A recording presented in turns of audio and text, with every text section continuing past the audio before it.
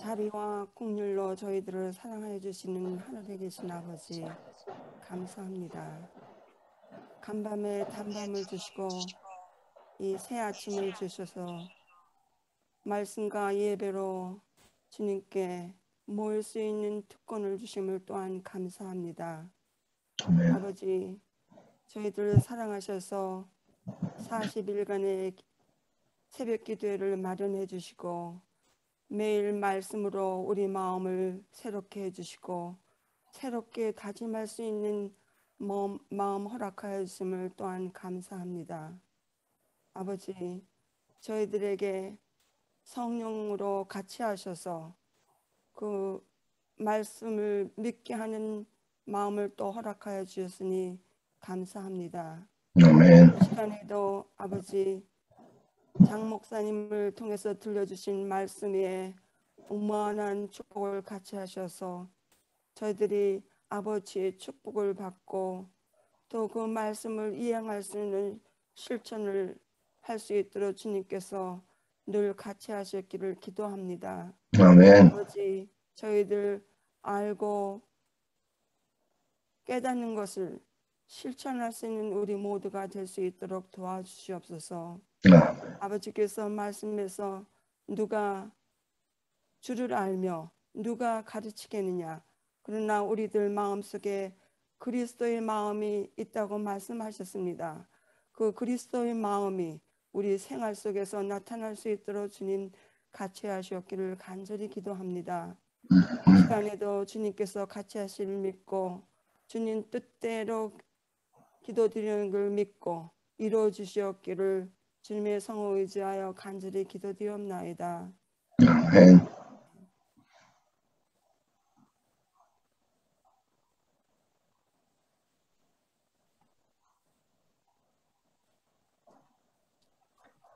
네, 안녕하십니까.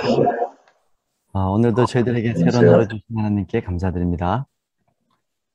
네, 오늘은 그 21번째 시간으로 좋은 것과 좋은 삶이라는 제목으로 우리 함께 은혜 나누고자 합니다.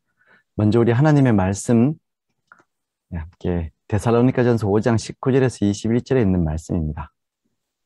성령을 소멸치 말며 예언을 멸시치 말고 범사에 좋은 것을 취하고 악은 모양이라도 버리라. 평강의 하나님이 친히 너희로 온전히 거룩하게 하시고 또 너희 혼과 영과 몸이 우리 주 예수 그리스도 강림하실 때 흠없게 보존되기를 원하노라 라는 말씀입니다. 바울 서신 중에 데살로니가서는 이 종말을 맞이하고 있는 성도들이 어떻게 해야 하는지에 대한 교훈을 기록하고 있는 책입니다. 그래서 종말로 형제들아 마땅히 어떻게 행하라는 말씀이 2번 등장합니다. 그러니까 요즘은 사람들이 나는 어떻게 살면 좋을까라는 고민들을 많이 하고 있죠. 그래서 이런 것과 관련된 많은 강연들도 있습니다. 특별히 요즘 아주 유명한 한 스님이 계시는데 이 스님에게 공개 강연에서 한 질문자가 이런 질문을 했습니다. 어떻게 살아야 하는지 궁금합니다 라고 질문을 했습니다. 그러자 이분이 이 질문을 받고 다음과 같이 대답을 했습니다. 법을 알면 마음이 편해집니다. 설령 마음이 흔들렸다가도 금방 제자리로 돌아옵니다. 앞으로 어떻게 살아야 하는지, 어떤 길로 가야 하는지 심각한 고민을 할 필요가 없습니다. 생각해 보십시오. 메뚜기가 나는 앞으로 어떻게 살아야 할까라는 고민을 하고 사나요? 아니죠. 근데 메뚜기보다 나은 사람이 왜 고민을 합니까? 자연스러운 상태로 돌아가야 합니다. 우리가 법을 알고 진리를 알면 삶이 자연스러운 쪽으로 가게 됩니다. 비록 비난을 받고 고난을 겪더라도 힘들고 억울하고 분하게 여기지 않게 됩니다. 그러면서 또 이런 예를 들었습니다. 사람이 등산을 하다 보면 가파르면 힘들지만 정상까지 가는 거리가 단축됩니다. 반면에 계곡을 따라 올라가면 수월하지만 시간이 많이 걸립니다. 그러니 등산을 할 때는 산길이 가팔라도 괜찮고 또 완만해도 괜찮고 완만하다가 가팔라도 괜찮고 가파르다가 완만해도 괜찮습니다. 그것은 그것대로 이득이 있습니다 라는 그런 대답을 했습니다. 여러분 어떻습니까? 우리가 어떻게 살아야 하는지에 대한 일리 있는 대답이라고 생각하십니까? 그 많은 분들이 이제 명상도 하고 자기 수양을 하다 보면 대부분 이런 의식을 가지게 됩니다. 이런 생각에 중요한 하나의 결점이 있습니다. 너무나 자연스러워서 티가 나지는 않지만 그 가장 큰 결점이 무엇인가 하면 사람들이 자꾸만 자신의 마음 따라 산다는 것입니다.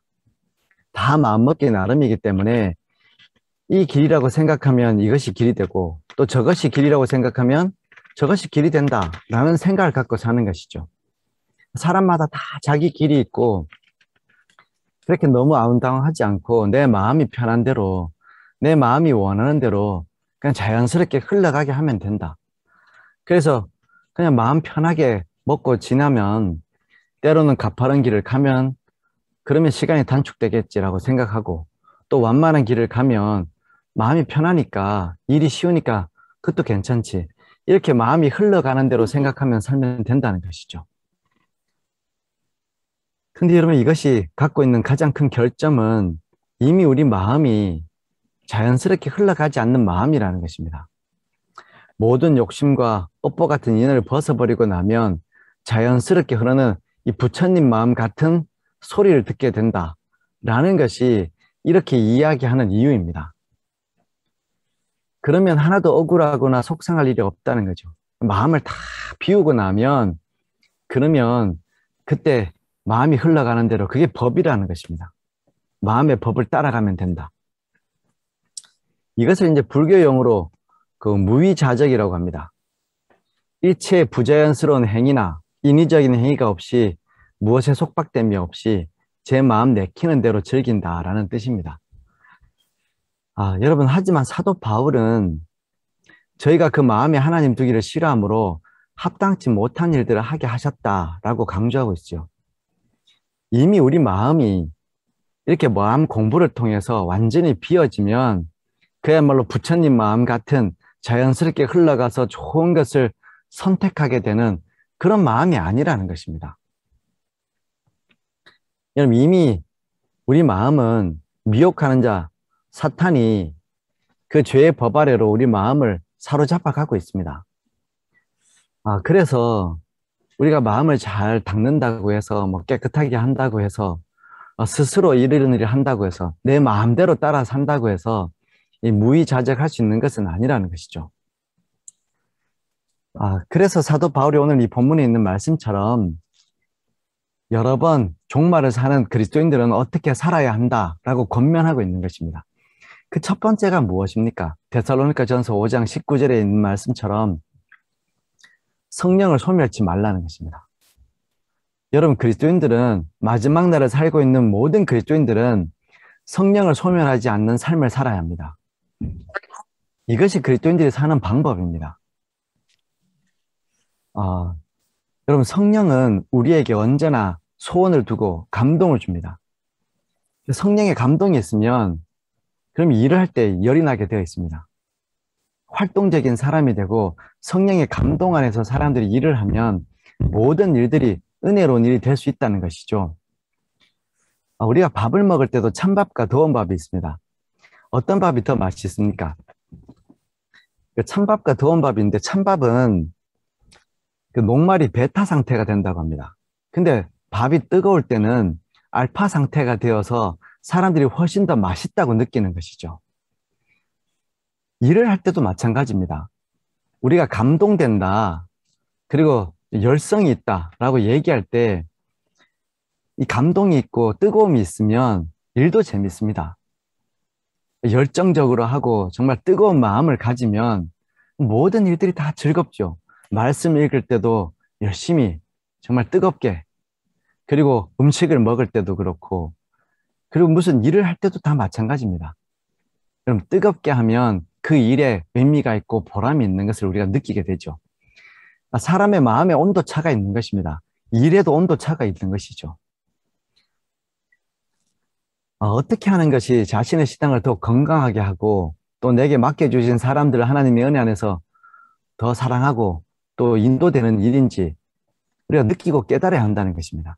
그 일을 위해서 성령께서 날마다 우리에게 소원을 주십니다. 근데 문제는 그리스도인들이 때가 가까우면 가까울수록 성령을 소멸하지 않는 삶을 살아야 하는 것입니다. 우리가 아침마다 모여서 성령과 동행하는 삶이라는 말씀을 나누고 있습니다. 여러분, 이렇게 말씀을 듣든지 아니면 개인적으로 묵상을 할 때 성령께서 우리에게 소원을 주십니다.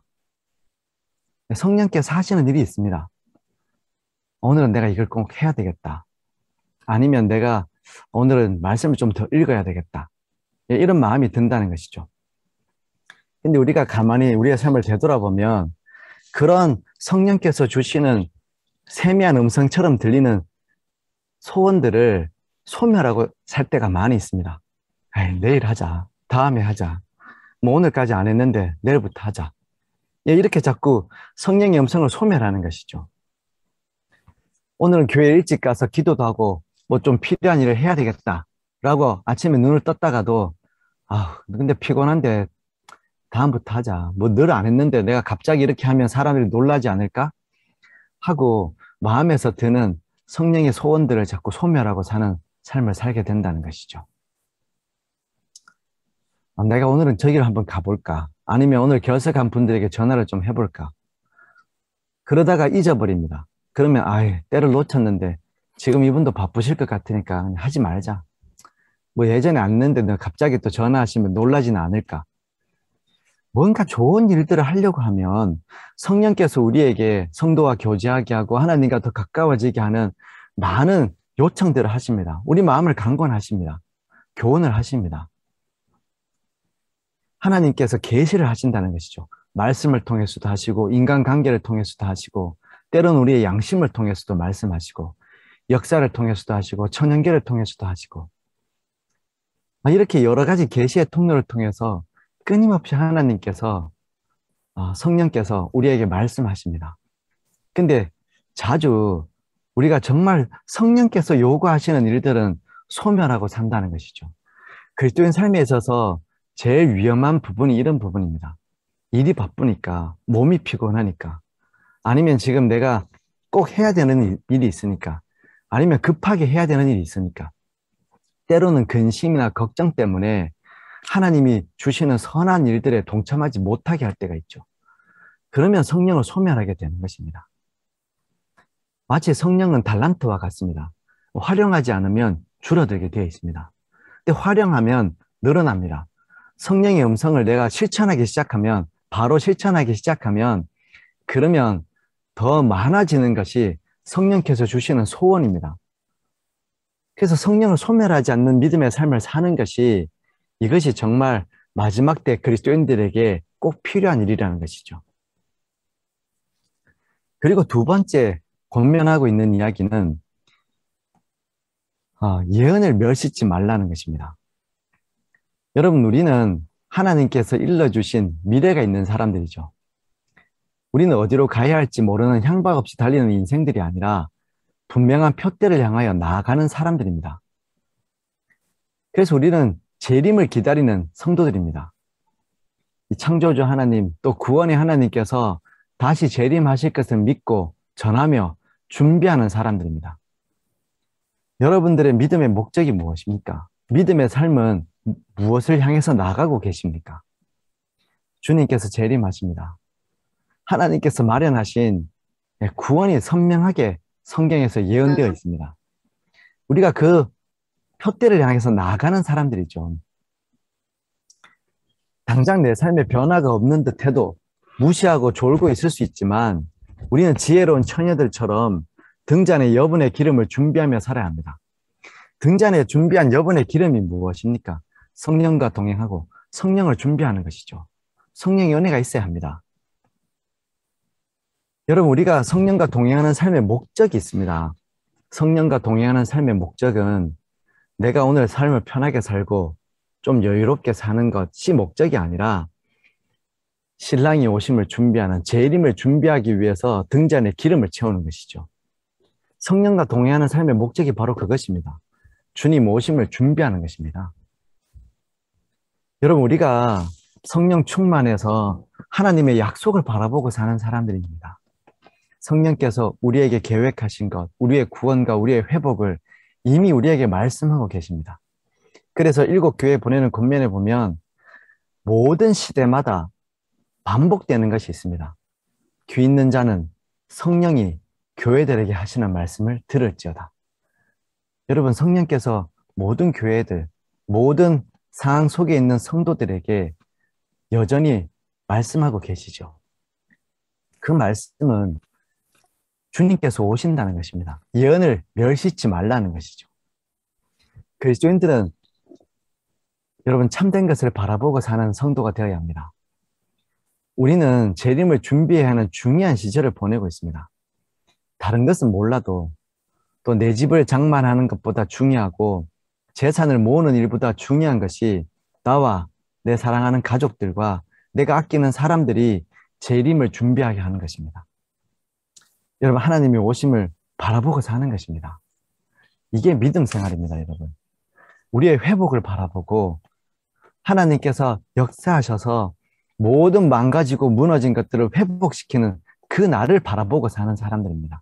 그 날은 누군가의 이야기들처럼 우리를 짓밟고 무너뜨리는 날이 아닙니다. 믿는 자들을 회복시키는 날이고 우리가 죽을 수밖에 없고 슬프고 눈물을 흘리고 아프고 고통당하는 이런 삶이 회복되는 날을 바라보고 사는 사람들입니다. 그러니 여러분, 날마다 재림을 기다려야죠. 여러분, 몸 아픈 사람들이 제일 소원하는 날은 회복되는 날입니다. 사람들이 병이 들면 내가 정말 병이 나으면 뭘 해야지. 저희 교회에 몸이 불편하신 분들이 안식일이나 수요일에 와서 발 마사지도 받고 그리고 가끔씩 뉴스타트 치료를 받기도 합니다. 그러면 이분들의 소원이 있습니다. 내가 정말 몸만 나으면 이것도 하고 저것도 하고. 여러분, 그 회복되는 날을 얼마나 사모하고 기다리는지 모릅니다. 먼 길이지만 몸이 불편하지만 누군가에게 운전을 부탁해서라도 옵니다. 여러분, 재림은 이런 날입니다. 아픈 사람이 회복을 기다리는 날이고 모든 사람들이 주의 영광과 은혜를 기다리는 날입니다. 우리가 그런 사람들이라는 것이죠. 우리가 성령과 동행하는 삶을 통해서 그런 하나님의 약속을 바라보고 재림을 바라봐야 한다는 것입니다.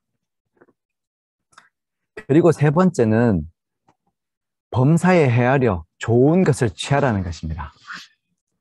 이 헤아리다라는 말은 헬라어로 도키마조라는 말입니다. 이 말은 시험하다, 조사하다라는 의미를 가지고 있습니다.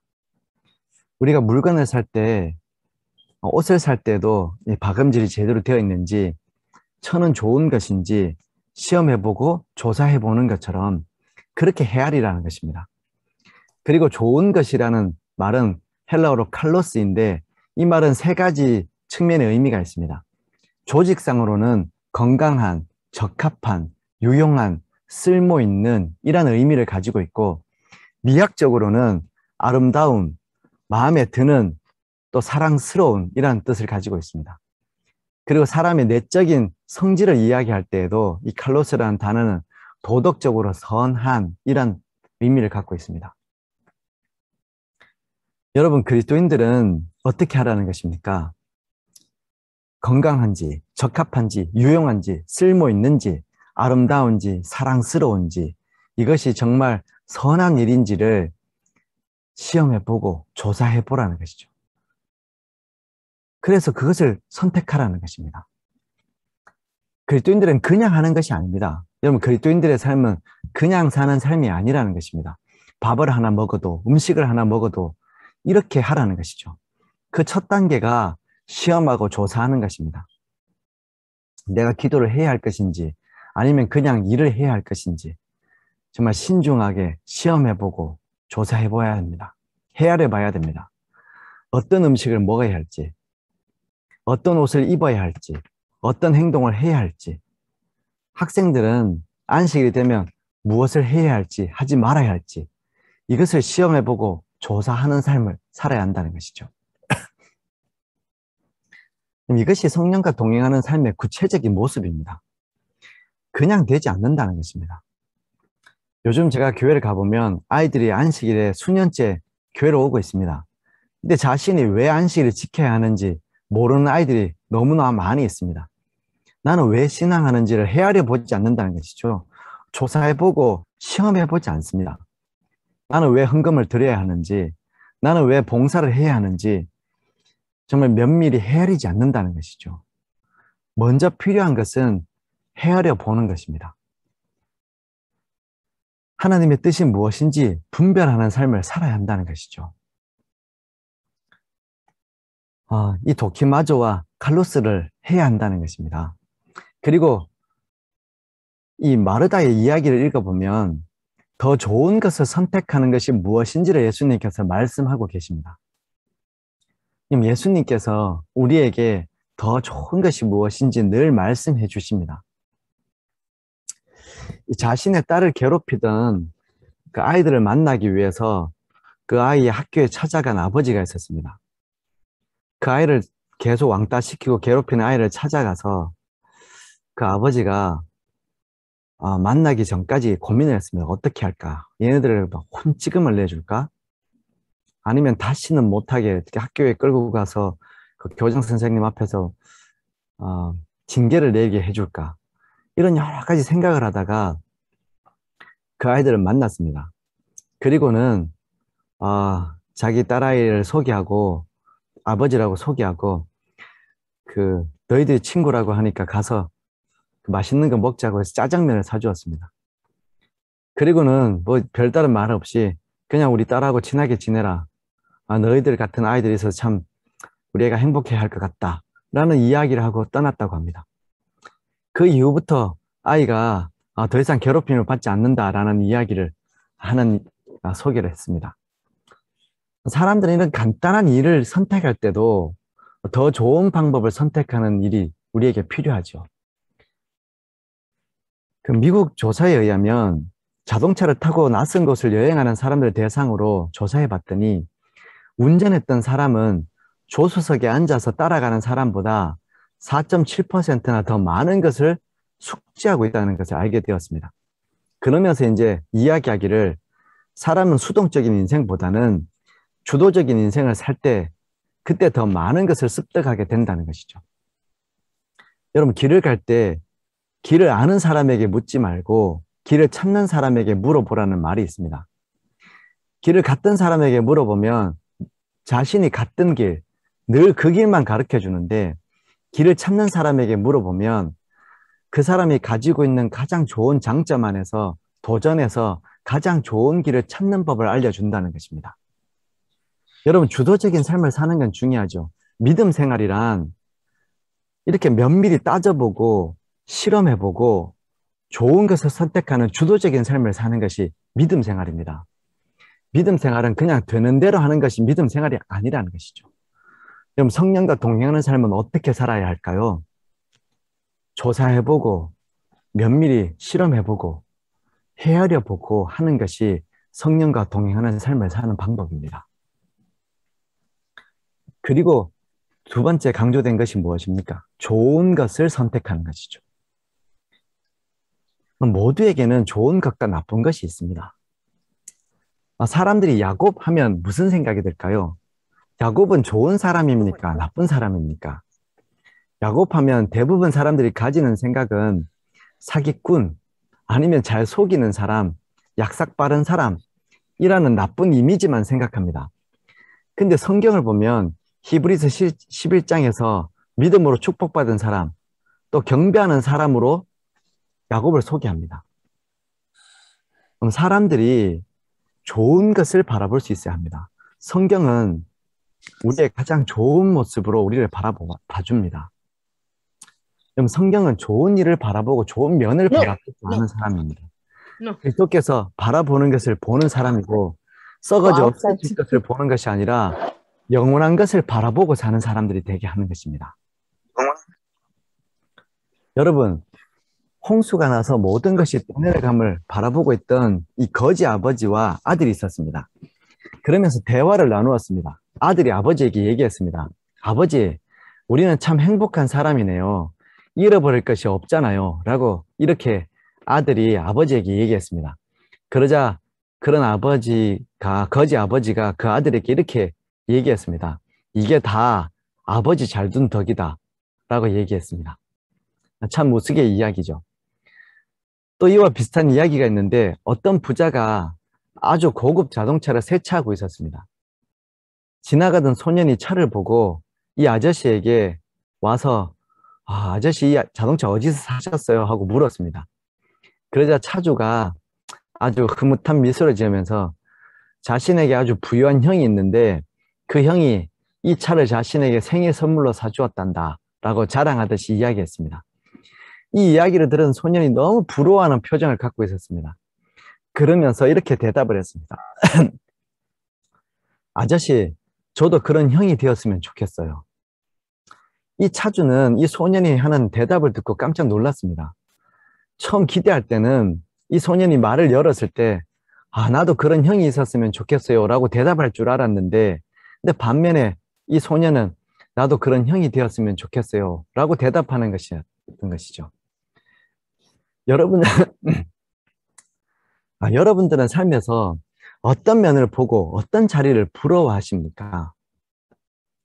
누가 날 도와주면 좋겠다라고 생각하십니까? 아니면 누군가를 도와주고 싶어 하십니까? 도와주고 싶은 것이 많습니까? 아니면 도움받고 싶은 것이 많으십니까? 어떤 자리에 서시고 싶으십니까? 어떤 자리를 더 좋은 자리라고 보고 계십니까?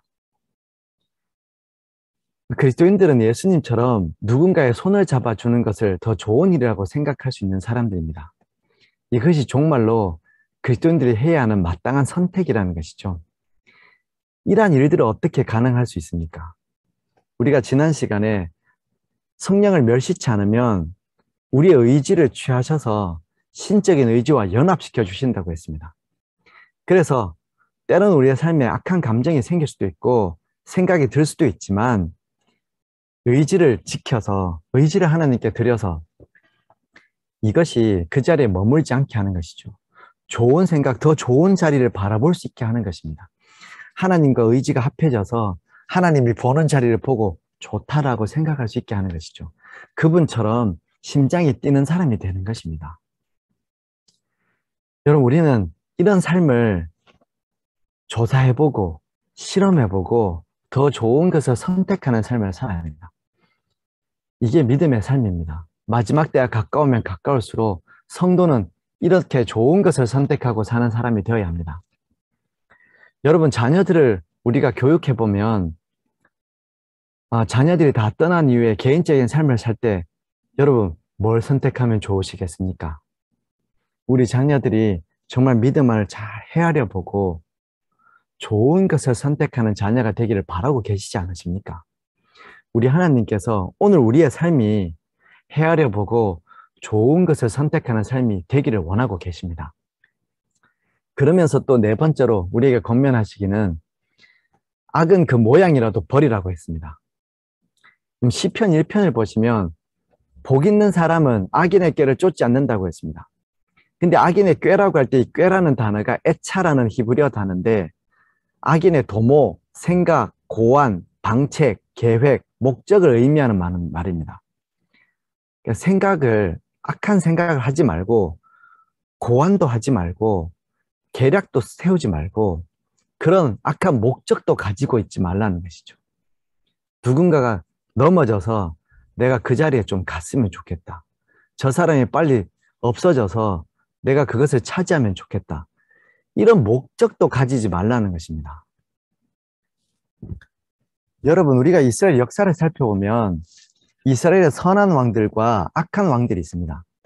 근데 그 선하고 악하다는 것이 어떻게 구별되었을까요?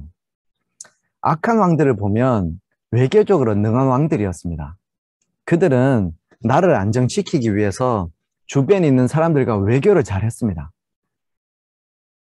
인간적인 꾀로 자신의 왕권과 나라를 지키려고 했습니다. 그래서 외교에 정말 적극적으로 참여했던 사람입니다. 근데 문제가 있었습니다.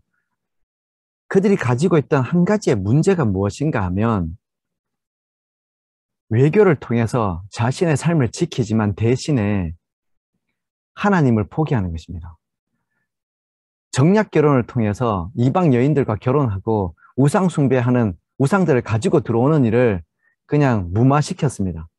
별일 아는 것처럼. 왜냐하면 외교가 더 중요하기 때문에. 악한 왕들은 대부분 다 그런 사람들이었습니다. 그래서 외교를 통해서 이방인들과 결혼도 많이 하고 정략 결혼을 통해서 나라를 튼튼하게 세우려는 인간적인 계략이 있었던 사람들이었습니다. 그것 때문에 그들은 결국은 무너지고 넘어지고 사라져버리게 된 것이죠. 한 가지만 포기한 것입니다. 더 중요한 것을 위해서, 국가의 안녕을 위해서, 또 외교를 위해서 한 가지, 그냥 하나님 주신 말씀을 포기한 것이죠. 악인은 기준 없는 사람을 이야기합니다. 이 사사기에 보시면 그때 이스라엘 왕이 없으므로 사람이 각각 그 소견에 옳은 대로 행하였더라 라고 했습니다. 여러분, 사사기, 이스라엘 역사에서 그들이 무너지게 된 배경은 사사로이 각각 자기 소견대로, 자기 생각대로 행한다는 것이죠. 이것이 넘어지는 비결입니다. 우리가 하나님의 말씀을 캐논이라고도 합니다. 캐논은 대나무 자를 이야기하죠. 기준, 다림질을 이야기합니다. 기준 없는 인생이란 하나님의 말씀 없는 인생을 이야기하는 것입니다. 오늘 여러분과 저는 성령을 소멸치 말아야 하는 음성을 듣고 있습니다. 여기 초기 문제 보면 이 권면들 가운데 우리가 인용한 바 성령을 소멸치 말며 등등의 구절들이 있다. 어떤 이들은 이 세 구절들이 의미상 각각 완전히 독립되어 있다고 생각할지 모르나 이 구절들은 거의 나열되어 있는 순서대로 자연스럽게 연결되는 것이다. 성령을 소멸한 사람은 합당한 성령의 열매인 예언을 멸시하게 될 것이다 라고 했습니다. 오늘 제가 나누었던 성령을 소멸치 말고 예언을 멸시치 말고 매사에 모든 것을 헤아려 좋은 것을 선택하고 악은 흉내도 내지 말라. 악은 모양도 취하지 말라라고 했지 않습니까? 이 모든 일들이 성령을 소멸치 않는 것을 통해서 일어나게 된다는 것이죠. 우리가 성령의 음성에 귀를 기울이고 소멸치 않는 삶을 살아야 하나님께서 주시는 그 예언의 말씀에 귀를 기울일 수 있습니다. 내가 무엇을 위해서 준비되어야 하는 인생인지 하나님의 말씀 따라 사는 인생을 위해서 준비하는 삶을 살게 된다는 것이죠. 성령의 음성 안에서 우리가 헤아려 좋은 것을 선택할 수 있는 지혜를 얻게 된다는 것입니다. 여러분, 성령과 동행하는 삶을 이런 목적으로 살아야 합니다. 더 구체적으로 표현한 것이 무엇입니까? 예언을 멸시치 말고 모든 것을 헤아려 좋은 것을 선택하고 사는 것입니다. 오늘 우리에게 모두가 이런 성령과 동행하는 삶을 살 수 있게 되기를 바랍니다. 여러분, 좋은 것을 선택하십시오. 또 이 시간 이후에 성령께서 오늘 하루 동안 하라고 하시는 음성을 소멸하지 마십시오. 그리고 매사에 좋은 것을 선택하십시오. 악한 생각이 머리에 머물지 않게 하십시오. 우리의 마음을 하나님께 드려서 악한 생각이 아니라 하나님의 선한 의지가 내 마음에 있도록 하십시오. 오늘 숙제가 있습니다. 오늘 숙제는 성령께서 깨닫게 해주시는 지혜 안에서 취해야 할 좋은 것이 무엇인지 또 버려야 할 악한 것이 무엇인지를 적어보는 것입니다. 성령께서 내가 꼭 취하기를 원하시는 취해야 할 좋은 것, 내 삶에서 또 내가 버려야 할 악한 것들을 한번 묵상해 보십시오. 기도는 오늘 주신 말씀을 기초로 해서 하는 기도입니다. 성령을 소멸치 말고 예언을 멸시치 말며 범사에 헤아려 좋은 것을 취하는 삶이 되도록 기도하시는 하루가 되시기를 바랍니다. 네, 감사합니다. 감사합니다. 네.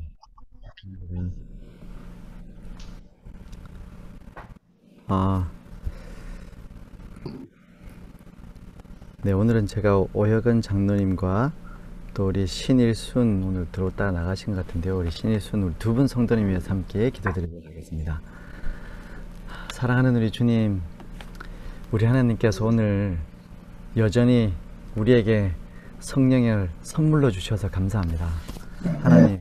하나님과 동행하고 주님께서 우리 마음에 오셔서 열매 맺게 하는 이 모든 일들이 하나님이 우리를 위해서 날마다 마련하신 선물임을 인하여 감사합니다. 우리도 오늘 그 선물을 받으면서 행복한 하루를 보낼 수 있도록 인도해 주시고 성령과 동행하고 성령을 소멸치 않고 주님께서 원하시는 일을 하나 둘 실천해 나가는 일들이 더 풍성한 삶이 될 수 있도록 주님 축복하여 주시옵소서. 오늘 또 특별히 우리 오혜건 장로님과 두 분 성도님 위하여 우리 주님께서 주신 그 귀한 잠언의 말씀을 의지하며 함께 축복하고 기도합니다. 주께서 지혜를 얻은 자와 명철을 얻은 자는 복이 있다 하셨사오니 두 분에게 지혜와 명철을 더하셔서 금과 은보다 귀한 삶의 이익을 얻을 수 있도록 매일 교통해 주시옵소서. 또한 이러한 하나님의 지혜와 명철을 사모하는 이 두 분의 삶이 우편 손에는 장수를 세우고 그 좌편 손에는 부귀를 진 즐거운 인생이 되게 하여 주시고 오혜건 또 신일순 아멘. 다 평강하게 축복하여 주시옵소서. 아멘. 우리 구원의 하나님을 생명나무로 삼아 자신과 또 두 분을 아는 모든 사람들이 날마다 생명의 배부름을 경험하게 하시고 시간이 지나면 더욱 풍성해지는 나무가 되도록 인도하여 주시옵소서. 아멘. 오늘 두 분의 마음에 하나님의 사랑의 빛과 진리의 법을 새겨 주셔서 무릇 지킬 만한 것보다 더욱 마음을 지키게 하시고 염려나 세상적인 두려움 앞에서도 이분들에게 허락하신 생명의 근원을 잃어버리지 않도록 교훈하여 주시옵소서. 아멘.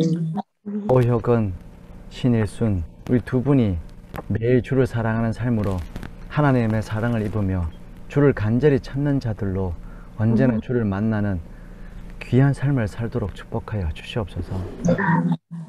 주님, 오늘도 우리의 삶을 주님께 의탁합니다. 우리가 성령을 멸시치 않고 예언을 멸시치 않고 범사에 헤아려 좋은 것을 선택하고 악은 모양이라도 버리는 은혜로운 하루가 되도록 인도하시고 성령과 동행함으로 정말 주의 재림을 사모하고 사는 믿음의 삶이 되도록 축복하여 주시옵기를 예수님 이름으로 간절히 기도드립니다. 아멘. 아멘. 감사합니다. 감사합니다. 내일 아침 뵙겠습니다. 뵙겠습니다.